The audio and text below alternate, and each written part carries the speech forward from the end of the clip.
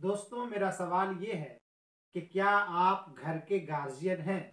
जहाँ दोस्तों इस सवाल का जवाब आपके लिए बहुत महंगा पड़ने वाला है। इसलिए जवाब देते वक्त ये ज़रूर ख्याल रखिएगा कि मैं वहाँ मौजूद हूँ। क्यों? कि आप घर के गार्जियन होने की हैसियत से मेरे सामने सवाल का जवाब देंगे।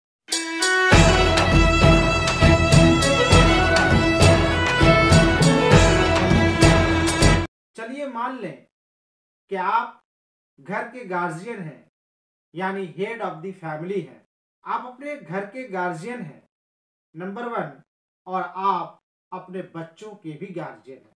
मेरा ये वीडियो उन लोगों के लिए है जो अपने घर के हेड ऑफ द फैमिली होने के बावजूद हेडशिप नहीं निभा पाते, नहीं निभाते, या निभाने का ढोंग रचाते हैं, या निभाने का नाजायज फायदा उठाते हैं। तो आज मैं उन ढोंगी गार्जियनों से मैंने सवाल किया है कि क्या आप अपने घर के गार्जियन हैं? मैंने ये मान भी लिया, जैसा कि रिवायत रही है कि हर सवाल का जवाब मुंह पर पड़ा रहता है, लोग फौरन उसका जवाब दे देते हैं। तो मैंने भी मान लिया कि चलिए आपने जवाब दे दिया, तो मैं आपसे ये सवाल करूंगा। सवाल के अब दो रुख बन गए। क्या आप घर के गार्जियन हैं और क्या आप अपने बच्चों के गार्जियन हैं? घर के गार्जियन का मतलब ये नहीं होता कि आप मर्द हैं या औरत हैं।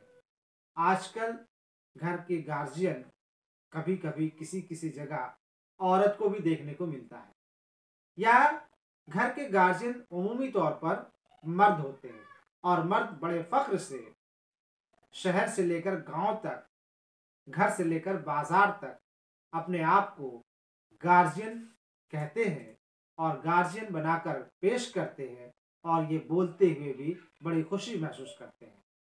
तो गार्जियन की जिम्मेदारी ये है अपने अहलो अयाल के लिए बेहतर, नफीस, पाक और तैयब ग़िज़ा मुहैया कराए, यानी रिज़्क़ हलाल की रोजी से उनकी परवरिश व पर्दाख्त करे। न सिर्फ दो वक्त का खाना और तन पर ढांकने का कपड़ा मुहैया कराए, बल्कि हर जायज़ ज़रूरियात के लिए वो उनको अपनी हलाल कमाई से उनको खर्च करे, उनकी ज़रूरियात को पूरा करे। दोस्तों, इस दौर में जिहाद रिज़्क़ हलाल के लिए होनी चाहिए। इस दौर में अगर आप लड़ाई लड़ना है आपको अपने आप से, मुआशरे से, तो रिज़्क़ हलाल की खातिर लड़े, रिज़्क़ हलाल हासिल करने के लिए लड़े, रिज़्क़ हलाल की कोशिश में लग जाए। इसी का नाम जिहाद है और इसी का नाम रिज़्क़ हलाल है। यानी जो तैयब और पाक और नफीस रोजी आप अपने घर में ले आए, जिससे घर के लोग अहले अयाल खाएं तो खुश भी हों और उनका खून भी पाक और तैयब बने। दोस्तों, आपको मालूम होना चाहिए कि जिस तरह की रोजी आप कमाकर अपने घरों में लेकर आते हैं, उस रोजी से, उसके खाने से बदन में खून बनता है, और अगर नाजायज हराम रोजी आप कमा कर लाए और अपने बाल बच्चों, अपने अहले अयाल पर खर्च किए, तो उस रकम से खाई हुई ग़िज़ा से जो खून बनेगा वो यकीनन आपका हलाल खून नहीं बनेगा, बल्कि हराम खून, नापाक खून बनेगा।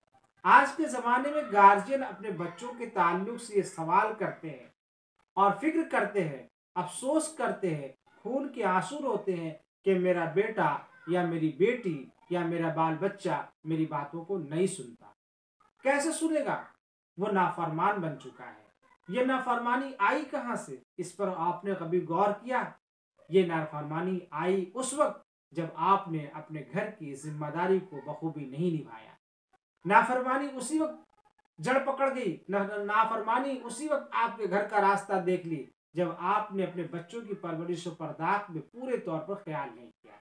अब आते हैं बच्चों की गार्जियनशिप की तरफ। अगर आप अपने बच्चों के गार्जियन हैं, वालिद हैं, वालदा हैं, यानी वालदैन हैं, और कहते हैं कि हम अपने बच्चों के गार्जियन हैं, तो क्या कभी आप अपने बच्चों के स्कूल गए? क्या आपने बच्चों की स्कूल की फीस खुद जाकर जमा किए? क्या अपने बच्चों की एडमिशन में खुद गए? क्या अपने बच्चों के स्कूल गाहे बगाहे जाते रहे? यही नहीं, क्या आपके बच्चे जब स्कूल से घर वापस आए और आप रात को जब घर लौटे तो आप अपने बच्चे से सवाल किए कि आज स्कूल में क्या हुआ? आज स्कूल में कौन सी पढ़ाई हुई? स्कूल के किस फ्रेंड ने किस तुमसे कौन सी बात कही? स्कूल के फ्रेंड में आपस में कौन सा चर्चा हुआ? किसके साथ तुम खेले? क्या हुआ आज का थोड़ा माजरा सुनाओ। आप अगर इस बात पर गौर करेंगे तो इसमें बहुत बड़ी बातें छुपी हुई है। इसमें यह पता चलेगा कि आज आपका बच्चा किस तहजीब और के गहवारे में परवरिश पाकर आया है। इससे ये पता चलेगा कि आज आपके बच्चे के लहजे में किस तरह की बात शामिल रही। इससे ये पता चलेगा कि आज आपके बच्चों को दूसरे बच्चे ने किस लहजे में और कौन सी बातें कही। तो फिर आप उन तमाम बातों को लेकर उनके लिए एक राह हमवार करेंगे, उनके बहुत सारे सवालात का जवाब देंगे और उनको अच्छी बातें समझाएंगे। जो कुछ खराब मवाद लेकर वो घर स्कूल से आए हैं वो उनके दिमाग में बैठे हुए उन बातों को निकालेंगे और एक अच्छा ख्याल, एक अच्छी बात उनके उनके ज़हन में आप डालेंगे। इस तरह अगर आप करते हैं और पूरी ज़िम्मेदारी के साथ करते हैं, तो ही आप बच्चों के गार्जियन होने का हक अदा करते हैं और आप बच्चों के गार्जियन कहलाए जाने के मुस्तहिक हैं।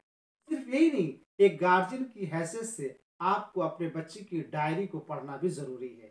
आज स्कूल में मैडम ने डायरी में क्या लिखा, क्या नहीं लिखा, आज स्कूल में कौन सी पढ़ाई हुई ना हुई, उसने नोट्स किया कि नहीं किया, उसने लिखा होमवर्क किया कि नहीं किया, इन तमाम चीज़ों को अगर आप लेकर के बैठते हैं तभी आप एक अच्छे गार्जियन होने का हक अदा करते हैं। वरना आप गार्जियन होने का ढोंग रचा रहे हैं। पैसा देकर सिर्फ गार्जियनशिप को निभाना बहुत बड़ा कमाल नहीं है। पैसा देकर गार्जियनशिप को निभाना बहुत बड़ी बात नहीं है, बहुत बड़ी कामयाबी की बात नहीं है।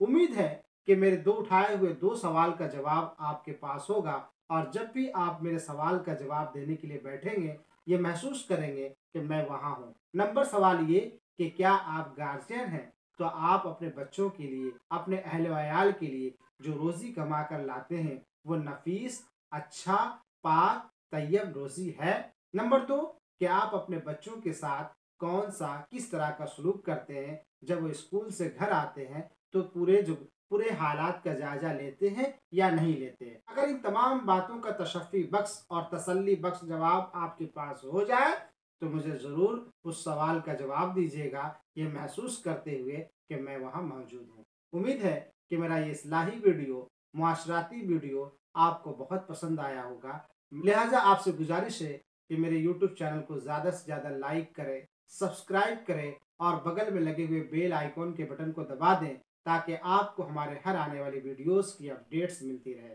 तो फिर मिलते हैं किसी नए वीडियो में, किसी नए टॉपिक के साथ।